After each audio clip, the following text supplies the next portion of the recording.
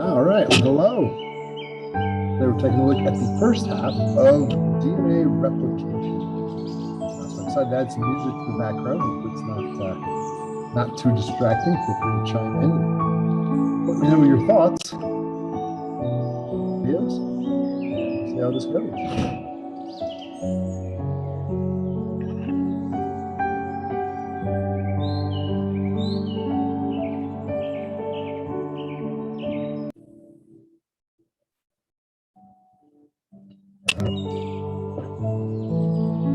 For you today is 2.2 DNA replication.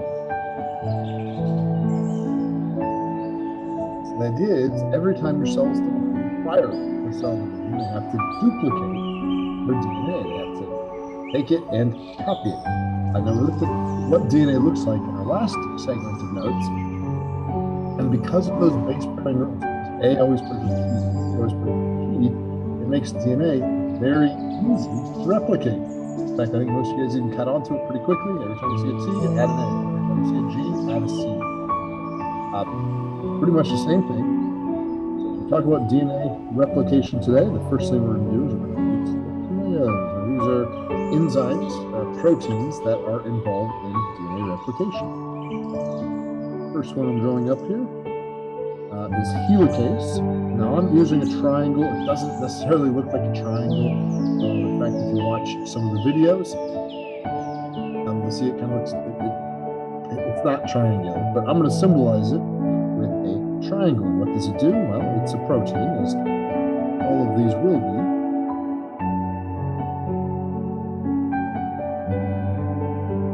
It unzips DNA double helix.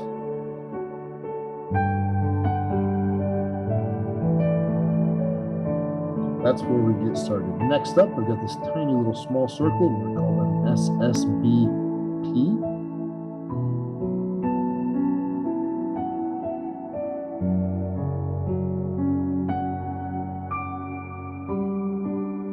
And what that stands for, SSBPs are single-stranded binding proteins. Now, you are more than welcome, and I recommend just calling them SSBPs. I usually will as well. And what these guys do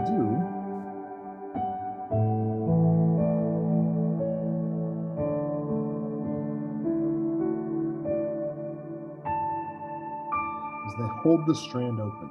So the helicase unzips it, separates it into two strands.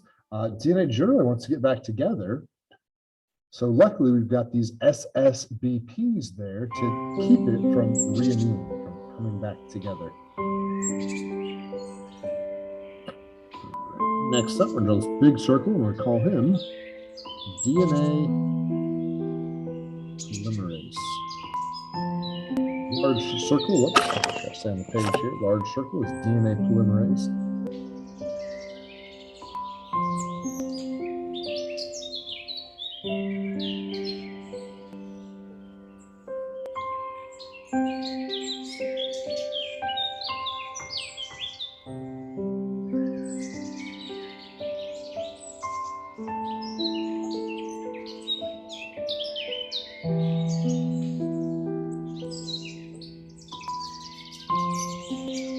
Here's a protein that adds those DNA nucleotides one at a time, and he does it based on the base pairing rules, which is what we started talking about. Every time he reads an A, he adds a T.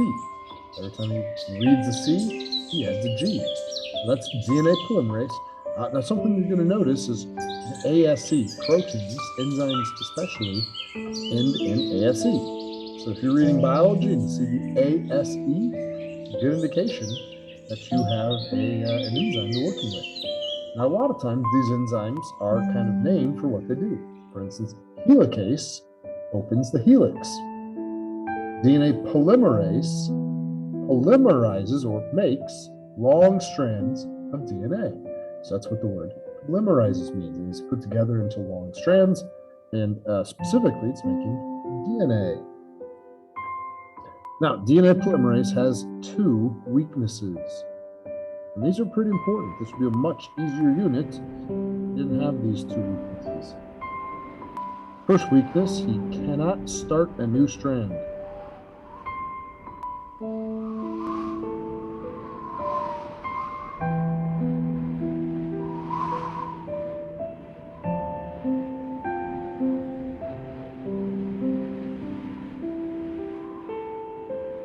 only add on to an already existing strand.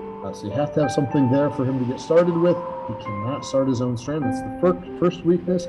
The second weakness, actually, we kind of already discussed, or at least mentioned the importance of it.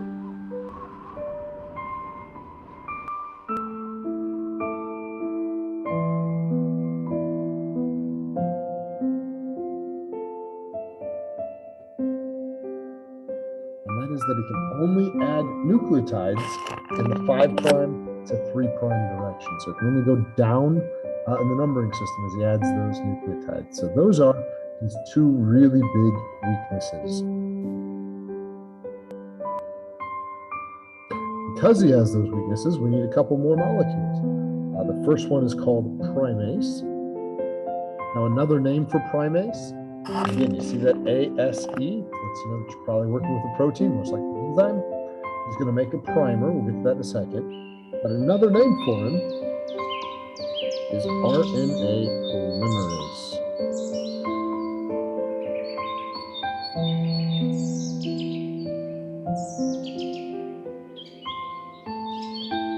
RNA polymerase has a couple of strengths, or one big strength.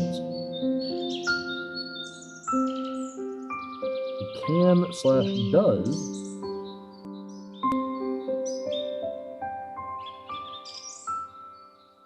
start new chains. So whereas DNA polymerase cannot start a fresh chain, RNA polymerase primase can and does start a brand new chain. Weakness, well, it's kind of in his name. His weakness,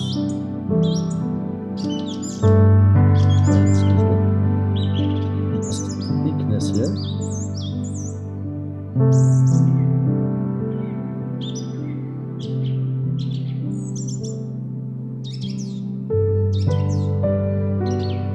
His weakness is that he adds RNA nucleotides, not DNA. Trying to make a new DNA strand. Unfortunately, we're adding these RNA nucleotides, but we have to because DNA polymerase can't start his own strand. Kind of a lot going on there. All right, and then finally, I don't have too many shapes in my arsenal. I'm not the best artist, so this is just going to be an oval.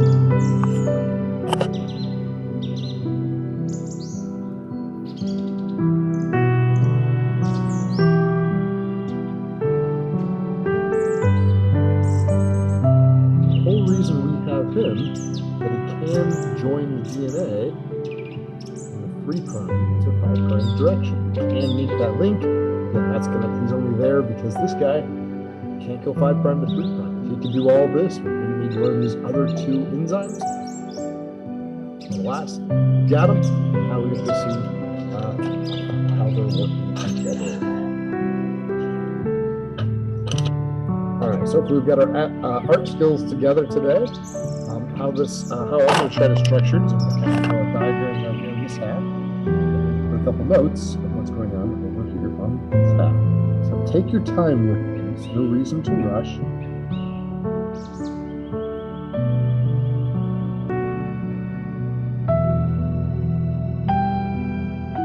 All right, there we go. There's our start.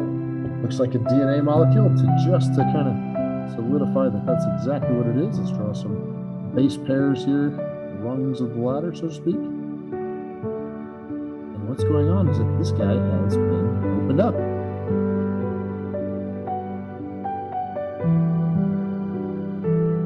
Why is he opened up? Well, there's our triangle. Remember, that is helicase. There's our helicase. He's opening it up. The place where he's opening it up at, in the general region here, is called replication fork in a row. One going north, one going south here. That's our replication fork. Now, as I mentioned before, these single strands don't want to be open like this. They kind of have an affinity for each other. They want to get back together. So we have to load them up with these SSPs, single-stranded binding proteins, little circles that are going to kind of come and clump on the single strands and keep them from going back together. So that's where we've got those SSBPs. And let's see here. I think the last thing I'm going to add to the diagram is we have to make sure we identify our 5' and 3' end. And that's going to be very, very important as we move through. I'm not as worried as much right now about it back here in the back, right? But I am going to try to keep it consistent here on the left side. So on the left side,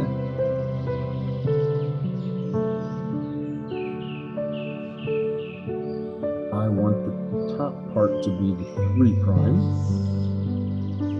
and I want the bottom part to be the 5'. If I follow that through, so down, now he's up, it's back down, that means the other end of the 3' down here. And the 5', he starts on bottom, now he's up top, now he's at the bottom again, he swings back to the top. The other end of that is over here. Again, that's not terribly important in this particular drawing, but as we continue our diagram, I think that'll get more and more important, and I'll do my best to keep it consistent as we move along. All right, so a couple quick notes about what we see happening here.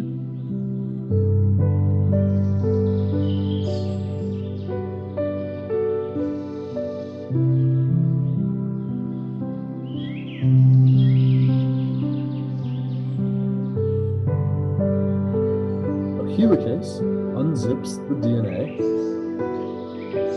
Quick note to go along with that.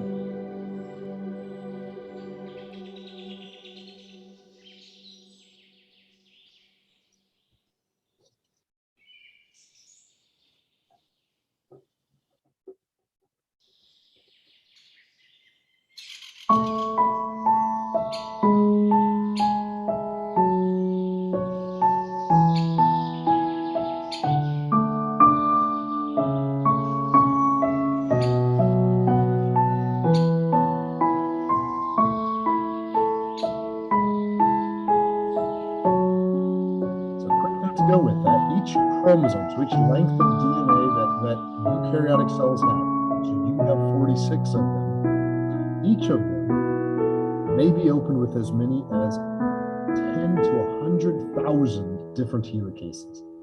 So it's not, it's not like a zipper jacket where here's the very bottom and you're taking your zipper and just going all the way to the top with one zipper. Instead, think of that zipper and then putting 10,000 unzippers on it. Doing them from all over the place, on top, on the bottom, and then 9,998 of them in the middle, just kind of going in all different directions. It's not a one-time thing. It's happening quite often.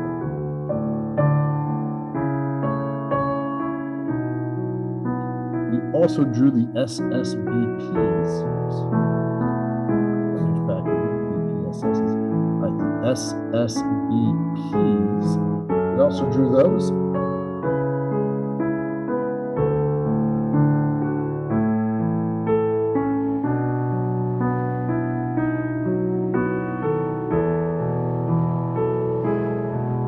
Landing on the single strands, as we're seeing, landing on the single strands, keep them open, hold, and then LD.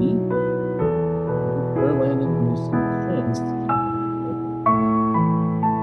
And that's what we see in the first diagram. Onto the second diagram. So we say that the helicase is kind of moving along a little bit, a little bit further up here.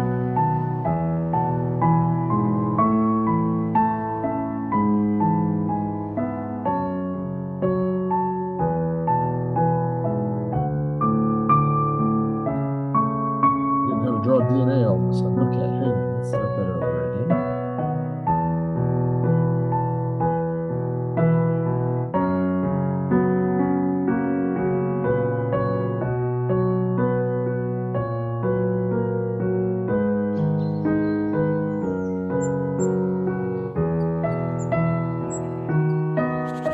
Okay, so largely the same diagram.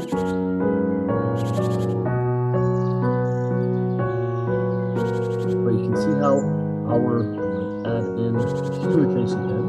The SSVPs are kind of there hanging about as well. But you can see how we kind of moved along, right? We're a few seconds into the future now, and that helicase is unzipped more of the DNA. So I've got that helicase is unzipped more of it. And the next thing we're going to add is our square molecule. There's our square. If you've forgotten already, this is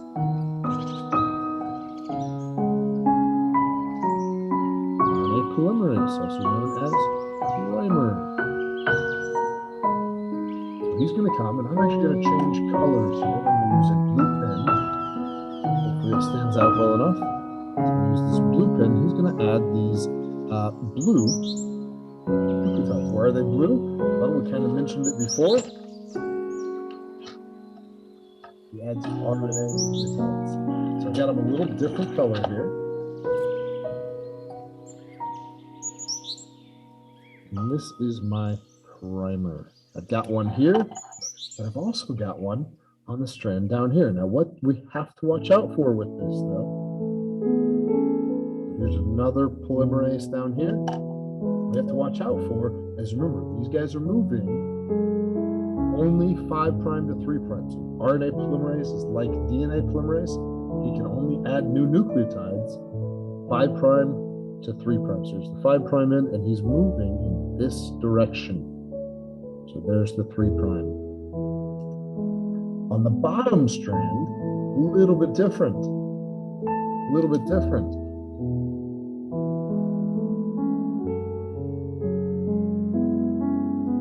Because that strand, anti-parallel, is going to be running in the opposite direction. Here's the 5' end, and he's moving the 3' end, and that is away from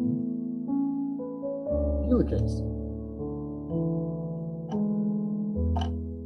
His primer is moving in the opposite direction, away from the area where it's being unzipped.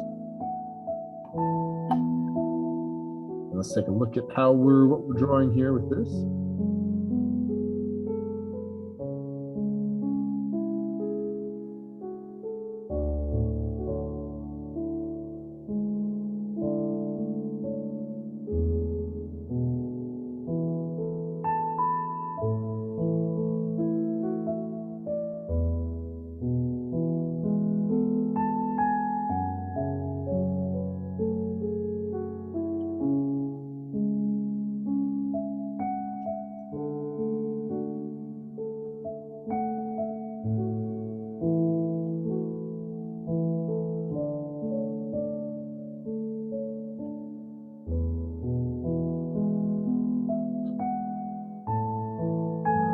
There's our term primer, and we kind of drew what that is. Perhaps you've heard the term primer before. We use it a lot, and it almost always means the same thing. It's something that's going to help you get started. Oftentimes when you use a wall, you have to use primer on the wall. Primer is like just a white paint, a white base paint that goes down first and kind of cancels out whatever color was there first. But it also gives the paint you're putting on something to stick to, and something to grasp a hold of. And so that's what we use primers for in paint. It's something to start with. Maybe you mowed the lawn at home, and your lawnmower, you had to get it started, you had to push a little button that sends just a little bit of fuel into the injector. That little button is called a primer. You have to prime your lawnmower to get it ready to get started. They all always have the same meaning, and that has the exact same meaning here as well. The primer is just a short little area of 10 to 20 nucleotides. I've only got a couple here. I've got like 5 or 6 in this one.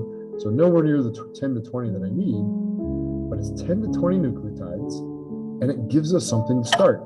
If you remember, back to this page, our DNA polymerase can't start his own strand. He can only add on to an existing strand. So that's why RNA polymerase, or primer, primase, our primase, he comes in, that's the square enzyme here. There's primase, there's primase. He comes in and gets us started by building a small, very short, only 10 to 20 nucleotides of RNA. And that's why it's a different color. That's why I use blue, because it is RNA nucleotides, not DNA nucleotides.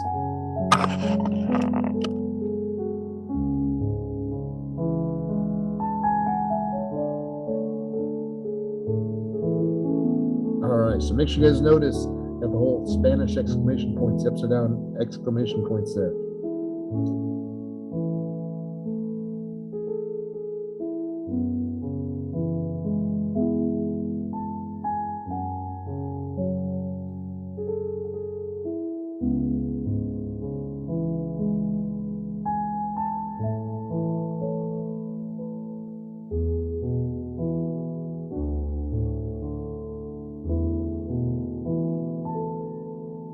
So big notice, one primase can follow directly behind the helicase. As this helicase continues to unzip more and more DNA, one of the primases can follow right behind him and just add nucleotides.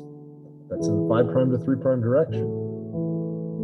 The other primase, though, is moving away from the helicase. So as this guy opens up more and more DNA, this guy's moving away from that helicase.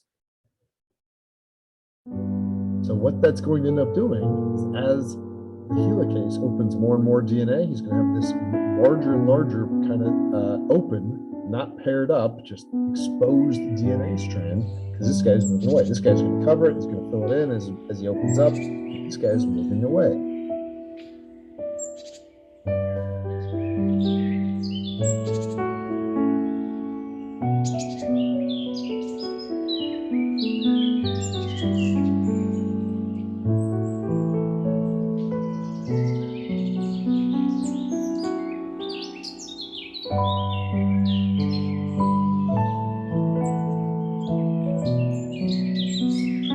Other primase is moving in the opposite direction, is moving away from the helicase. As he opens up DNA, he moves away, he moves in the opposite direction. I'm going to leave you there on that cliffhanger. We've got two primases moving in opposite directions based on the fact that they can only add nucleotides 5' because that anti-parallel nature of DNA, they're going in opposite directions. So we'll pick up there with the second half of this video, and we'll talk about why that's the case in part B. I'll see you then.